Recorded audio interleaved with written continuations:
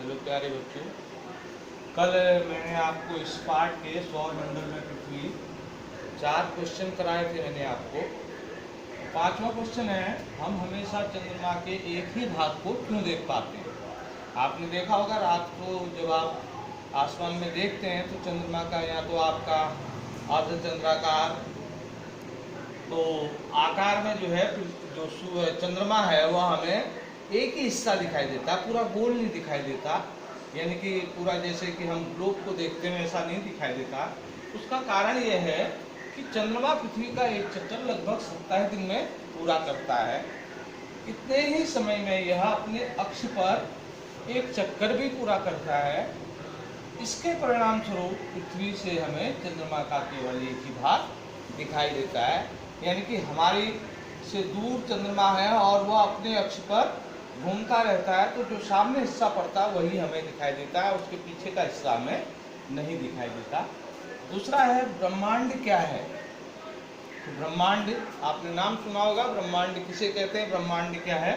तो देखिए, आपने देखा होगा जब मौसम साफ रहता है तो आसमान में हमें एक नदी के समान सफ़ेद पट्टी दिखाई देती है, उसके अंदर बहुत से जो है छोटे छोटे तारे दिखाई देते हैं, उसे आकाशगंगा कहते हैं। तो आकाशगंगा करोड़ों तारों, बादलों तथा गैसों की एक प्रणाली है, यानी कि उसके अंदर क्या क्या होते हैं, उस आकाशगंगा के अंदर तारे होते हैं, बादल होते हैं, गैस होती है, विभिन्न प्रकार की उनकी एक प्रणाली उसके अंतर्गत होती है। इस प्रकार की लाखों आकाशगंगाएं मिलकर ब्रह्मांड का निर्माण करती है, यानी कि एक आकाशगंगा में करोड़ों अरबों तारे होते हैं और ऐसे ही लाखों जो आकाशगंगाएं हैं वह मिलकर जो है एक ब्रह्मांड का भी निर्माण करती है। अगला क्वेश्चन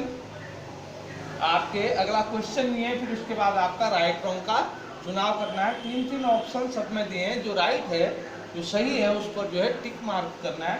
पहला है, किस ग्रह को पृथ्वी का जुड़वा ग्रह के नाम से जाना जाता है। जुड़वा ग्रह यानी कि पृथ्वी के सेम आकार का, दिखने में सभी चीज में पृथ्वी का जैसा दिखाई देने वाला, तो वो कौन सा ग्रह है, शुक्र ग्रह, उसको जो है पृथ्वी का जुड़वा ग्रह कहा जाता है। दूसरा है, सूर्य के तीसरे सबसे नजदीक का ग्रह कौन सा है।